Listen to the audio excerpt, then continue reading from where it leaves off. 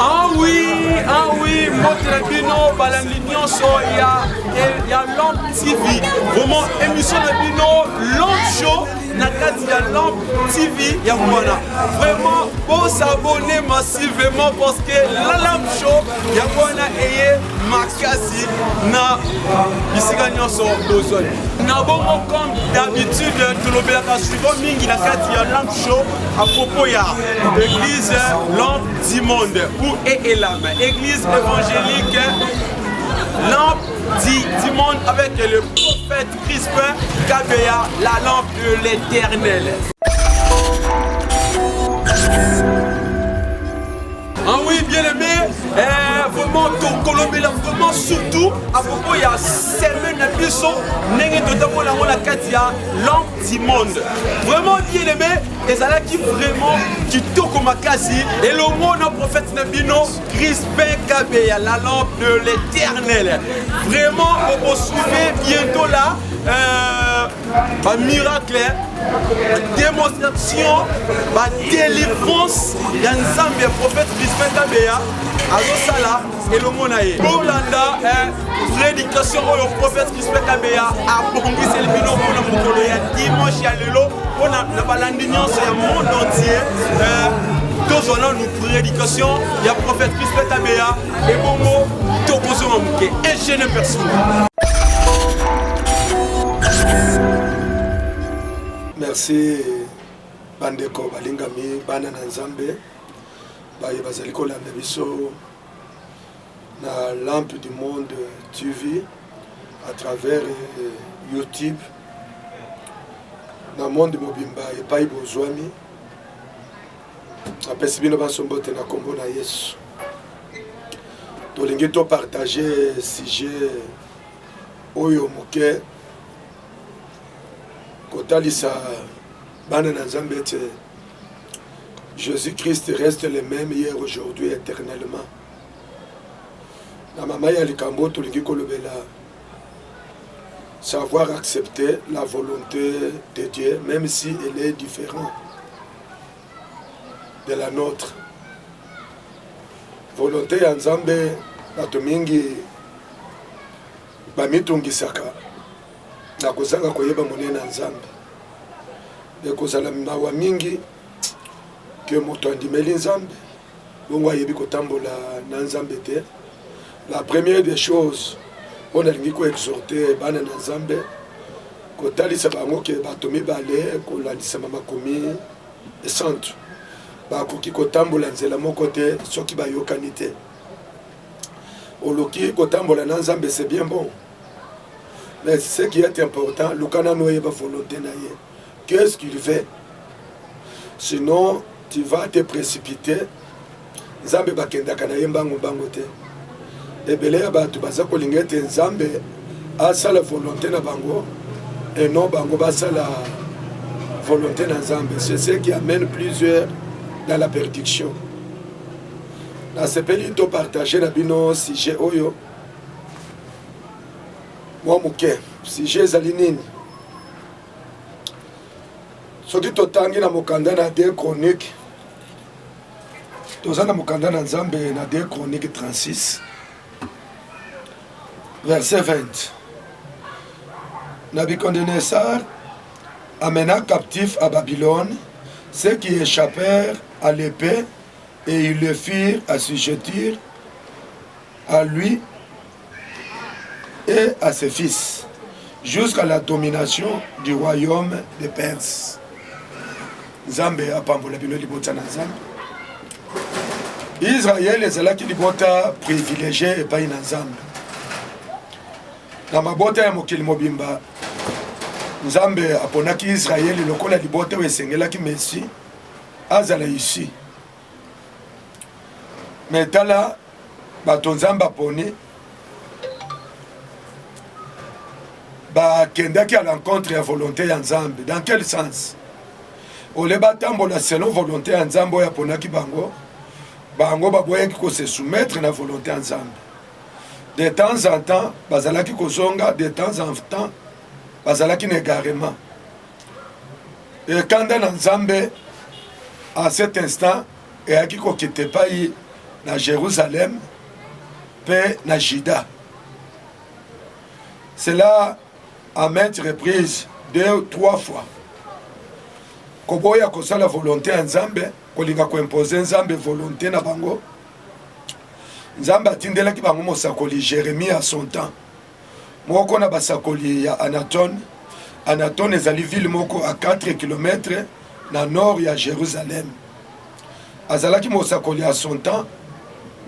Ayaki kosakolela bango ete kanda na Nzambe kala mingi te ekokita likolo na Jérusalem pe Juda. Bato balingaka Nzambe aya na marto, Nzambe aya na mopepe makasi, Nzambe aya na bakake, Nzambe alobaka na bopete kaka lolenge tozali koloba. Oyo nyonso azolandanga azolinga mona loboko na Nzambe. La première des choses on alingi kolobela ezali ete koyeba ko se soumettre na volonté ya Nzambe. Aye koyebisa bango kala mingi te kanda na Nzambe kokita. Baseki bacholi. Cela était arrivé au moment où Nzambe alingaki ko agir. Nzambe aye ko agir atindi Nebukadnezar na atina ete aya kotalisa kanda na ye le wana ce moment akomaki gendarme Nzambe. Oh Seigneur, tika Nzambe apambola ye moto ozolanda ngai. Kanda ya Nzambe, Nzambe amiponeli Nebukadnezar na bato na ye baye kokota na Jérusalem na Juda basakaje lolenge na nomona te. Babomi na mopanga basi mibali bana mike etinda pe tango kanda na Nzambe yaka. Nzambe alingaka kotalisa mokili ete yende akelaka, kotalisa mutu ete mokeli na nyonso ezali ye, kotalisa mokili ete likolo na ye Nzambe mosusu azali te. Bapanza baboma na mopanga kokoma tina niveau ya kokota na temple Salomon atongaki. Na tango ya Salomon, bien aimé, Salomon ayebanaki na makambo mibale à son temps. Ce qui tozolobela Salomon, bayebaki Salomon na sagesse na ye, pe na construction ya temple ya tongaki, Oridia esika Abraham akendaki pona kopesa Isaac lokola mbeka kolandisama liloba oya yokaki ete Abraham pesa ngai oya yo moko. Mwana moko ya Abraham, Nzambe asengaki na sacrifice. Nde esika roi Salomon à son temps, sur inspiration ya David ete atongela Nzambe alola ndako na kolobete Nzambe ya lola vandaka na ndako etongami na maboko na bato te, atongelaki ye ndako na esika na mo Orija, esika wapi Salomon asepelaki atongela Nzambe ndako. Ndako wana nde à son temps roi oyo Nebukadnezar ayaki akoti na ndako etongamaka na lolenge na yango selon modèle ya Nzambe.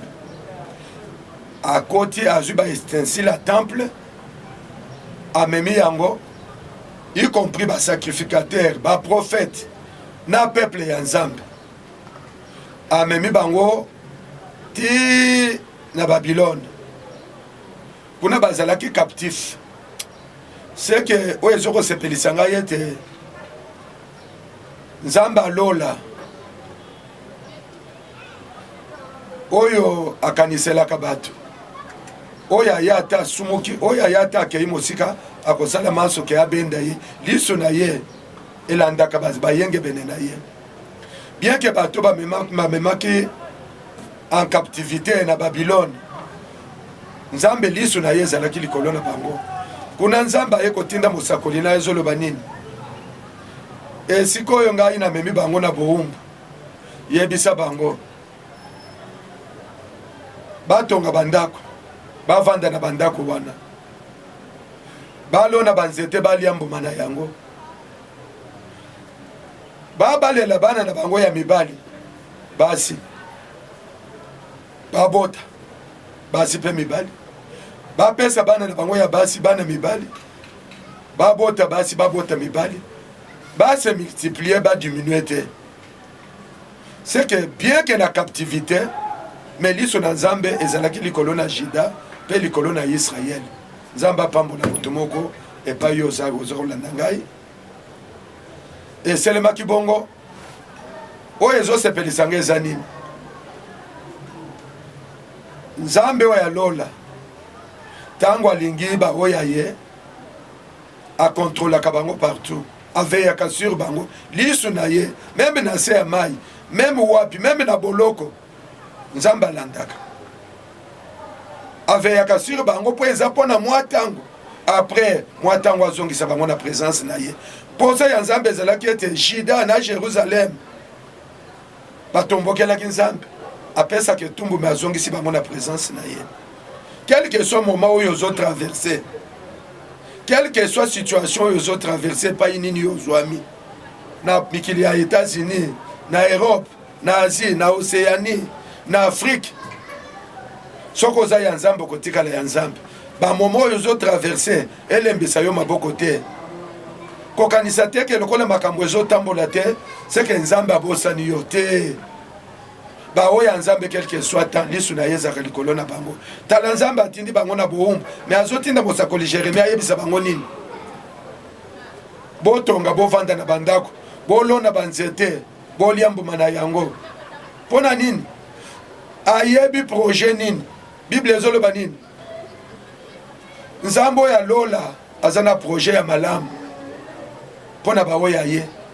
Je connais les projets que j'ai formés sur vous. Projet de paix et non de malheur. Quelle que soit la captivité bazalaki, projet ya nzambe, bilaka na nzambe, ezalaka toujours epa ya bawe ya ye. Même na boumbu, même tango yozolekisa, rien ne semble marcher, tout est bloqué. Ozo tourner de gauche à droite, osala musala ozo futa mate. Oluka musala ozo zwate. Okende na commerce ezo simba te. Okende na libala ezo simba te. Oboko la bane ezo simba te. Oui, kangama na nzambo ya Yesu Kristo. Yende azana projet de paix. Et non de malheur.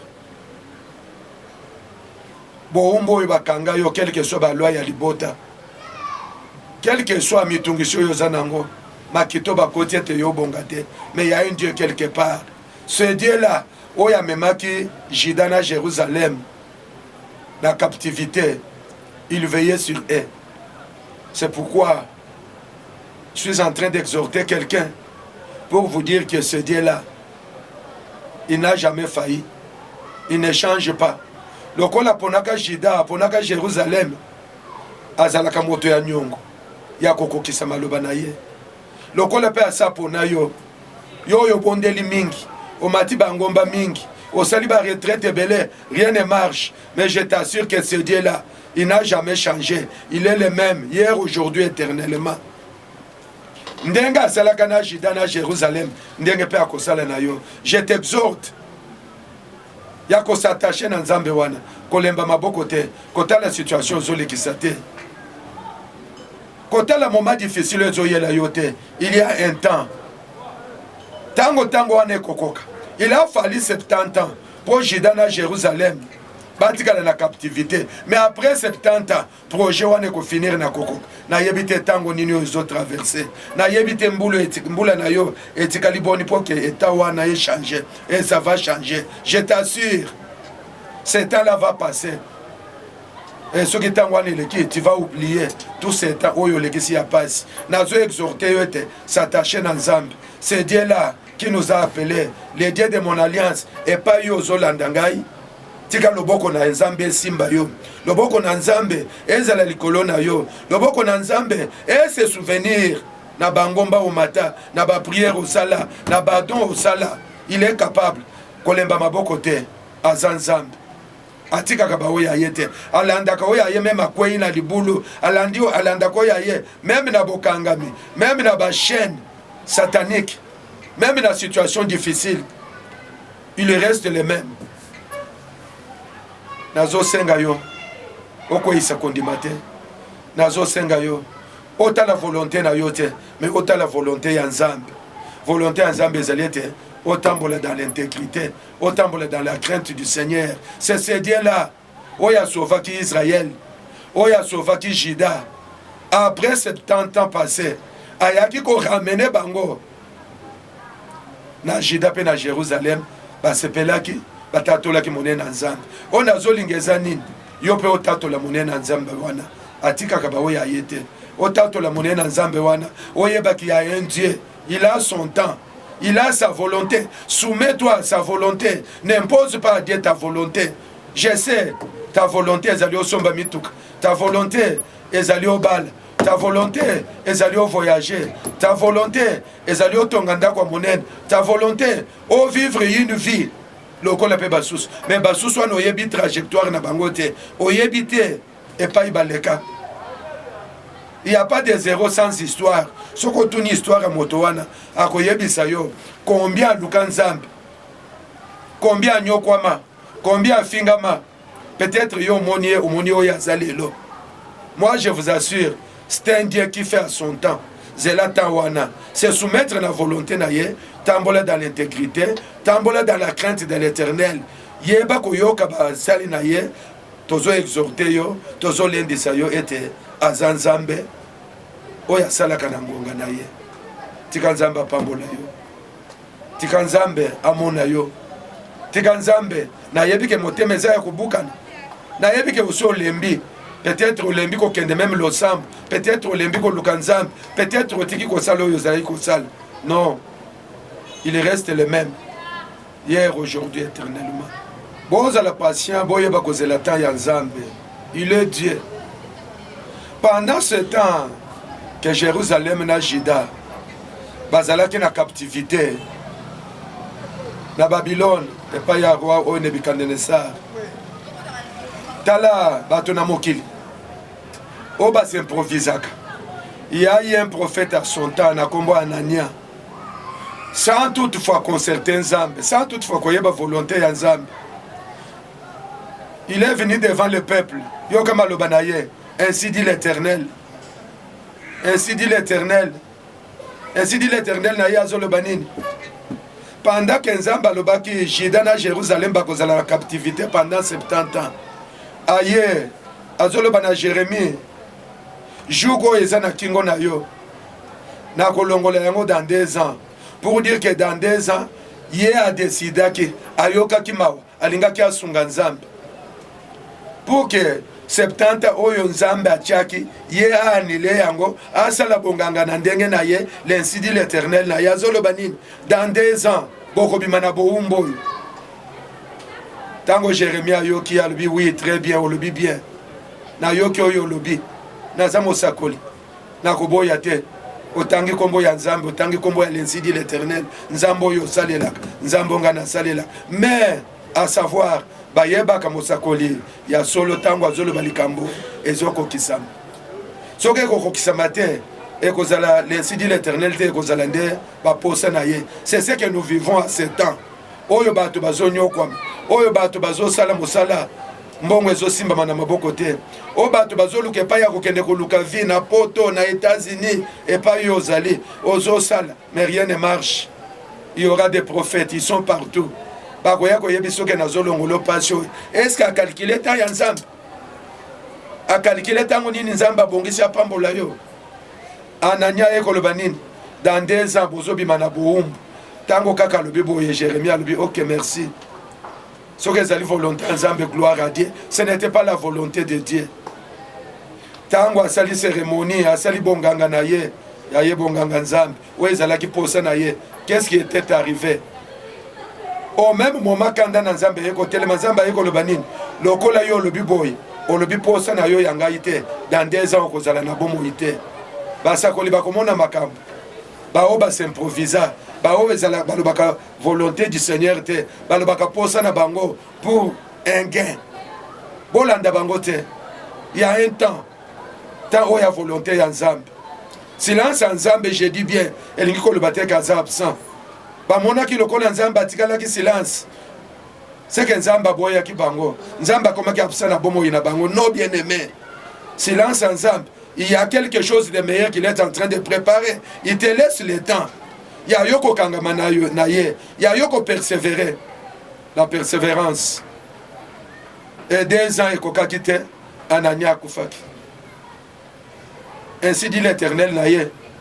et c'est là qui est fait automatiquement azalaki considéré lokola basakoli ya lokuta koyoka biyoka yoka basakoli ya lokuta te mais lokoye ba volonté na nzambe volonté na nzambe.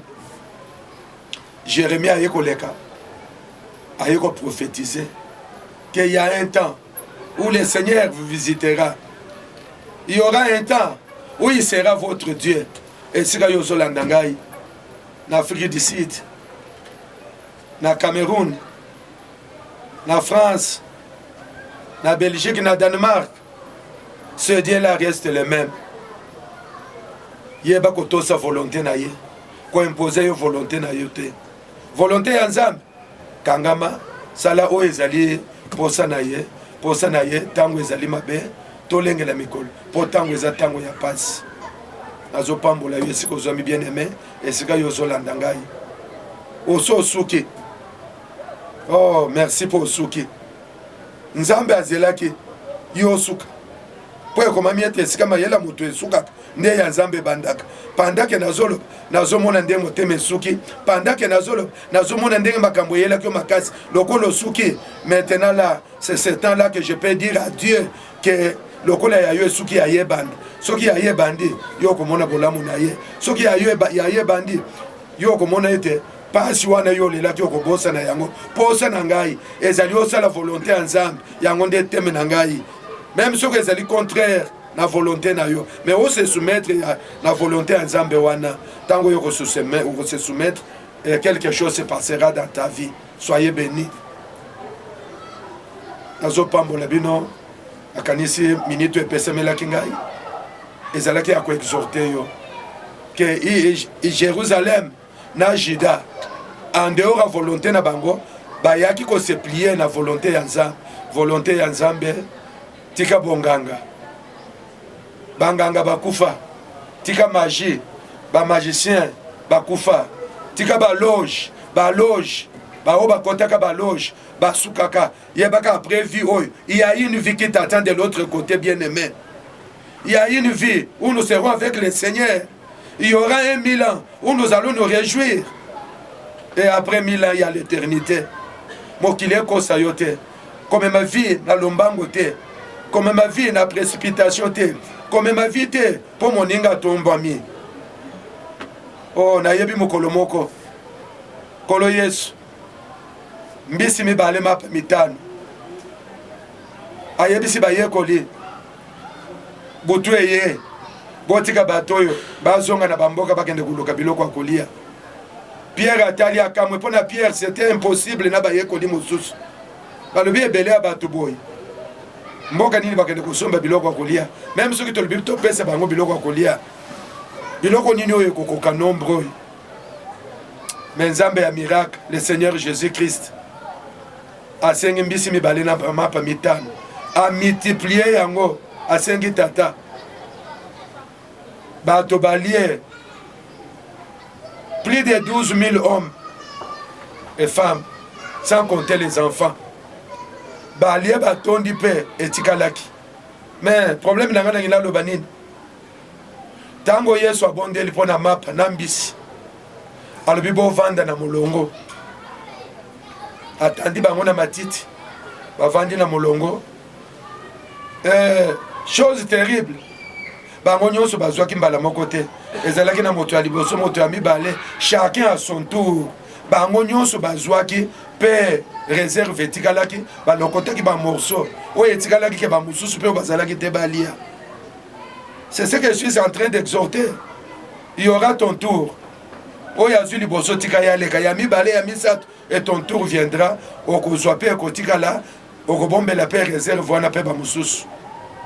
Nzamba pambola bino. Nalingi na bondela. Patience et futaka. Volonté na Nzambe. Nde Nzambe azosengete osoumettre. Tika ko imposer Nzambe. Lokola na Yesu ki Nzambe salite na kotika Nzambe. Bien aimé, je t'informe que soko tiki Nzambe. Nzambe aza capable ya kolokota même mabanga kokomisa ba mabanga bana ya Israël.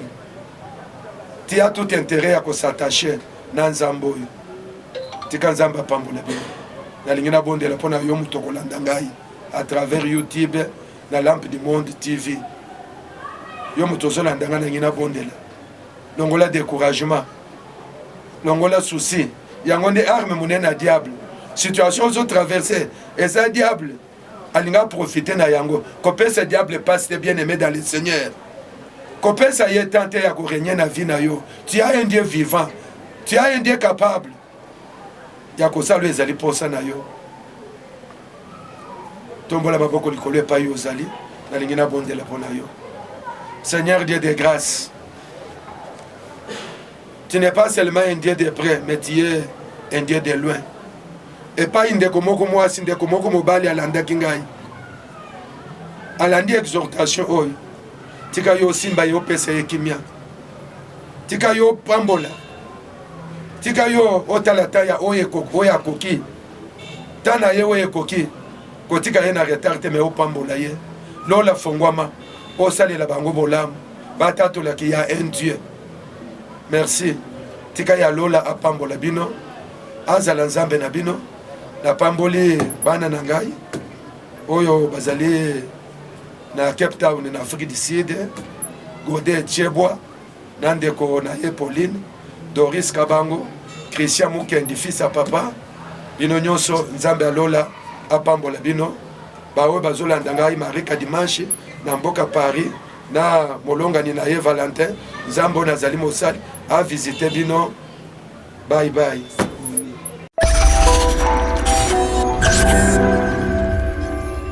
Ah oui, lampe chaud. Voilà. Touti Golanda bien, prédication pour la biso Crispin Kabea, alors baka bien le monto dans Zambé, le mongo aussi le koyoka, prédication pour la biso, nenga les biso fortifier biso, le maza papa moko, baka très bien, papa moko mi kiti ça, Jésus Christo, actombo et le monaye.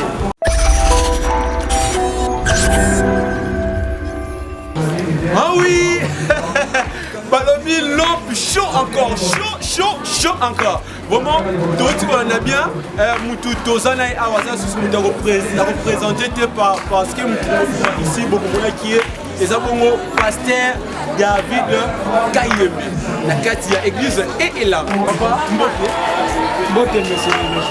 Est-ce que la CPI sous la Katia émission la biso lampe chaud. Merci pour l'invitation. Merci mon papa. On a pour gagner temps. Est-ce que au côté où ça bande de cognos sont à propos il y a programme, il y a moi, il y a l'église. Ok, merci. L'église évangélique Lampe du Monde, où est Tamousamina, prophète Crispin Kabea. Et bien, il y a un mystique. Parce que Nzamba soit mystique, il y a un Nzamba qui donc, il tout d'abord, j'ai dit, nous sommes à Ngomba. Que nous avons prié, la plateau de Bateke, nous avons appelé l'église Moumba. Nous sommes à la jeudi, nous allons vendredi, samedi, nous avons atoyé, nous avons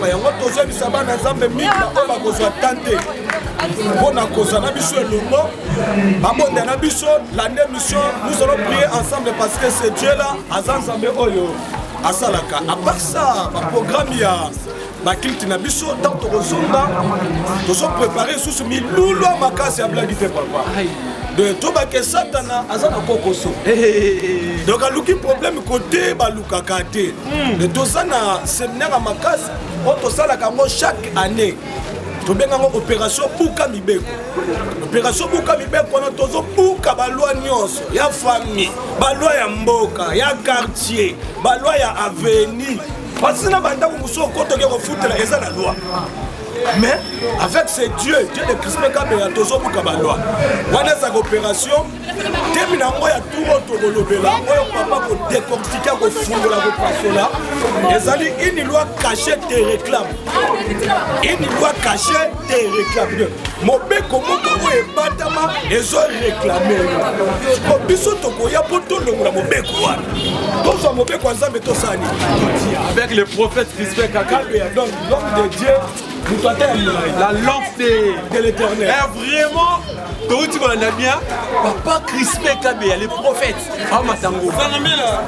Mais, mon sac est-ce que vous avez à propos de makambo ezoleka na kati ya YouTube bazobenga bazoloba banyekuka iso yokoki yango papa soki bato bakoloba eza mokili ya maloba papa oyebi mokili ezolobaki en fait respect kabeya makambo yango mikosala ekomolekela bato on dirait yoka papa journaliste na biso eloko nzambe oyo asalaka makambo ya surnaturel soki nzambe azalaki capable mapa soki misatu soki mitano soki na bapesi misatu wana amultiplie ekomi ebele siko azoyebisa biso abike bokosala plus ke kutu koleka oyo nga nasala soki balobi nde basengi koloba na c'est normal mais nous avons un Dieu oyo tozalaka na ye confiance programme ya séminaire ezobanda dimanche le 15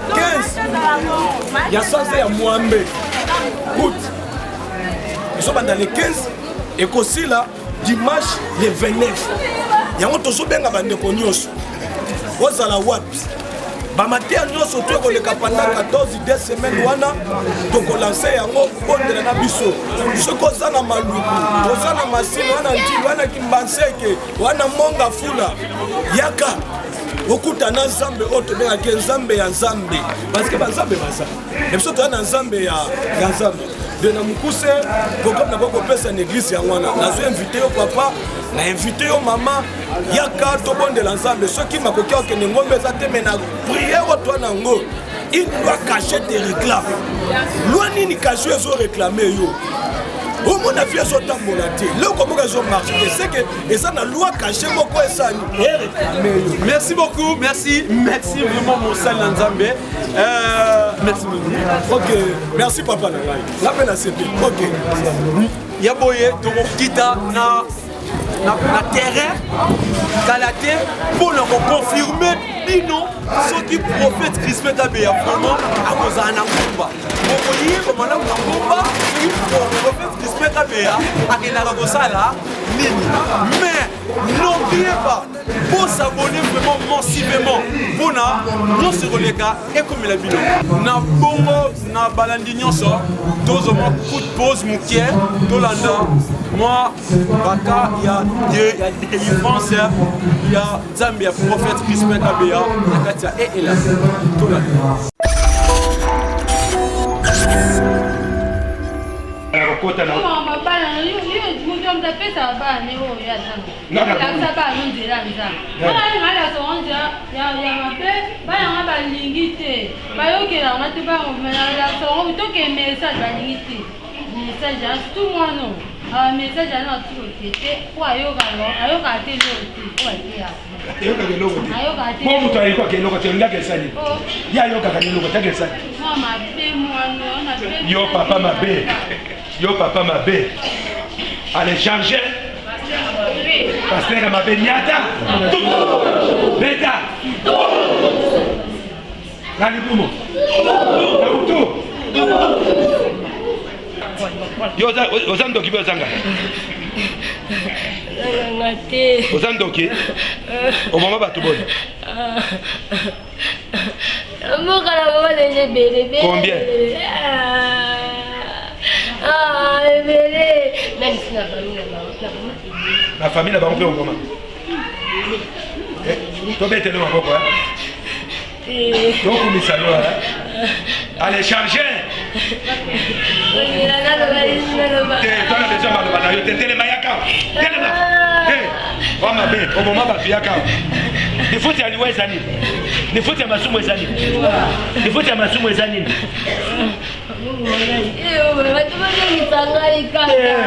yo koma bato wabomi na mopanga kokufa na nini ozobomi ba bon bato ono bomi bakozonga bato ono bomi bakozonga tala kuna yo kuna pusa nawe pusa ya yata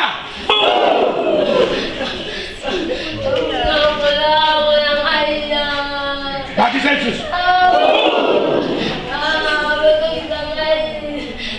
ale molimo nde ezonga nzoto ekufi ale bozongisa molimo na ebila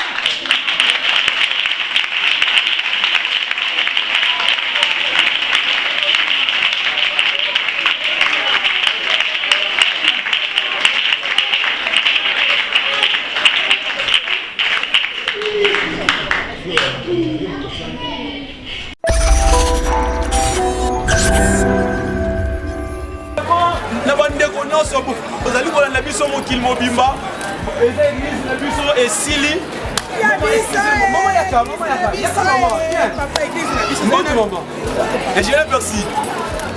maman église eleki kisimon église eleki kitoko moto ezalaki mpenza nena teyaki le prophète Crispin en personne ye moko moto azalaki na prédication vraiment ezalaki kitoko makasi donc ndenge alobi na ndenge apamboli église donc nde tozobima boye biso nyonso toza béni parce que loboko na ye ekitaki likolo ya motu na biso tozobima na esengo makasi ifale kutu mandalala ezala mpo tomanifeste bato bamonake wi tobimi na esengo vraiment maman nayoki ke prophète Crispin Kabeya akende ngomba bon pourquoi ngomba eza boye yo moto olingaka ngomba yaka mercredi tokolala awa na butu tozokende ngomba jeudi à partir ya ba 5 heures toza déjà na kutela tozokende tokozonga ti samedi yo moto olukaka kobondela nzambe yo moto olukaka koyoka ndenge nzambe alobaka na invité ye oya awa na elan église ya prophète Crispin tozoprépare ngomba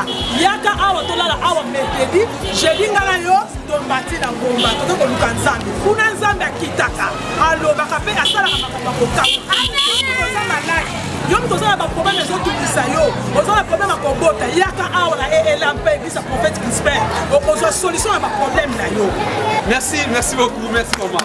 Ouzouanda témoignage nzambe prophète Crispin Kabeya azosala elongo na ye balobi mikolo lampe show toza lisusu na sere na biso azolobi ya lisusu apopo église ndenge eleki batémoignage balobi kisi eleki moto merci beaucoup sere oyoloba mikolo kambo makasi je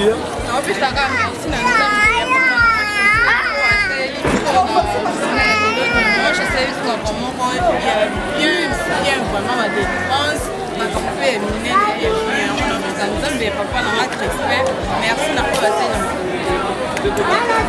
merci beaucoup.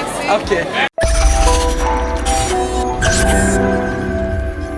mokili elobi boye ke prophète Crispin Kabeya akende ngomba yo lobela ngo nini okende ya ngomba naza kondima na nzambe na ye ya kosala ya minene asalaka naza kondima matalanga ya ngomba kotalanga baporte nyonso ezalaki kokangama ekofongwama na kombo na yesu mama siko mpona prière ya dimanche ya lelo eleki comment dimanche ya lelo eleki kitoko makasi eleki kitoko batei bien badéfense ye moko paster Crispin Kabeya atei kitoko makasi prophète Crispin atei makasi na sepeli na mateya na ye délivrance asali lelo eleki azala paster mpe azalaka prophète. Merci.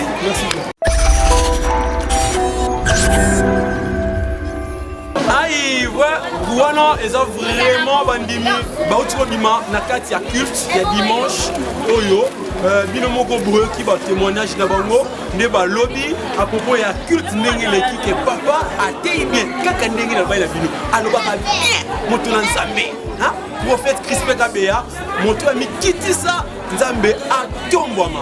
Merci et émission na bino je pense esuki wana bye.